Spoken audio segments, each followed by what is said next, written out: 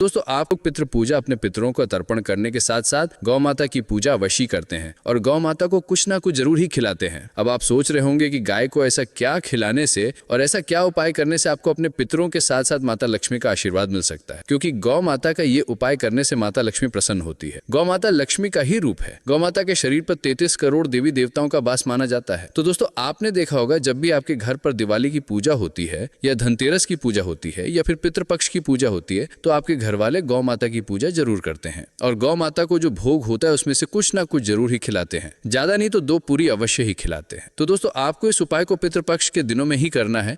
हिंदू धर्म के अनुसार इस समय पितृलोक के द्वार खुल जाते हैं और हमारे पूर्वज धरती पर आकर अपने वंशजों द्वारा किए गए श्राद्ध और तर्पण को स्वीकार करते हैं। पितृपक्ष के अंतिम दिन यानी सर्व पितृ अमावस्या को उन सभी पितरों का सामूहिक श्राद्ध किया जाता है जिनकी तिथि ज्ञात नहीं होती। इस प्रकार ये समय अपने पितरों को स्मरण कर उनसे आशीर्वाद पाने का सबसे उत्तम अवसर माना जाता है। तो इस वीडियो में आपको गौ माता से जुड़े उपाय के बारे में बताने वाले हैं जिन्हें करने से आपके जीवन के जो भी दुख दर्द संकट हैं या कामयाबी होने में कोई बाधाएं आ रही हैं, सभी से छुटकारा मिलने वाला है। यूं कहें कि आपके जीवन में अपार धन सुख, कभी भी धन से संबंधित परेशानी नहीं रहेगी। यदि आपकी जिंदगी प्रबल हो जाएगी, धन प्राप्ति के योग्य बन जाएंगे और जीवन में सदैव अन्न धन के भंडार आपके घर में भरे रहेंगे। अन्न धन वस्त्र कभी कमी नहीं होगी। आपको बता दें, इस पवित्र दिनों में अपने पितरों की पूजा करने के साथ साथ हनुमान जी, मंगल देवता और भगवान शनिदेव की भी पूजा। इस दिन यदि आप हनुमान जी और मंगल देवता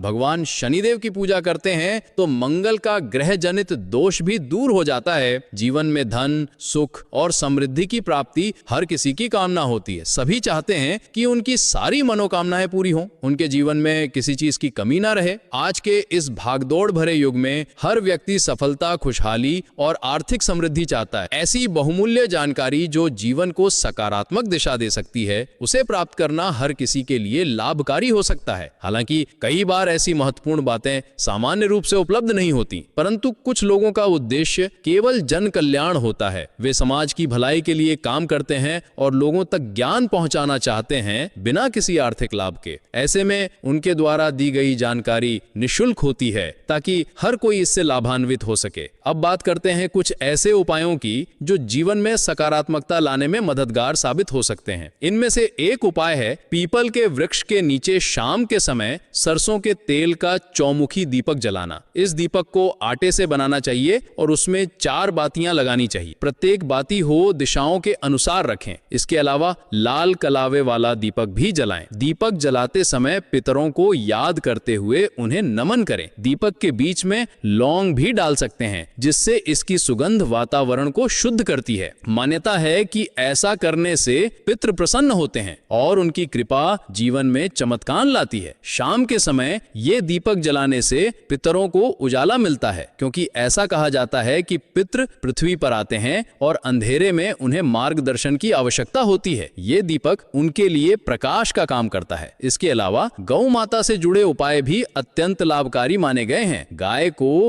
हिंदू संस्कृति में पूजनीय माना गया है और इनकी सेवा को पुण्य का काम समझा जाता है। पितृपक्ष के दिनों में गाय की सेवा करने से विशेष लाभ मिलता है। कहा जाता है कि इन दिनों में गाय को भोजन कराने से 7 पीढ़ियों तक धन की कमी नहीं होती। दुख, दर्द, संकट और कष्ट दूर हो जाते हैं और सुख समृद्धि व्यक्ति के कदम चूमती है। घर से नकारात्मक ऊर्जा दूर होती है और सकारात्मक ऊर्जा का वास होता है। पितृपक्ष में गाय को ताजी रोटी जिस पर थोड़ा गुड़ या घी लगा हो खिलाना बहुत पुण्यकारी माना जाता है। इसके साथ ही हरी घास, मौसमी फल जैसे केला या गाजर और अनाज के दाने भी दिए जा सकते हैं। ध्यान रहे कि गाय को कभी भी बासी, नमकीन या तैलीय भोजन नहीं खिलाना चाहिए। हमेशा ताजा और सात्विक भोजन ही अर्पित करें।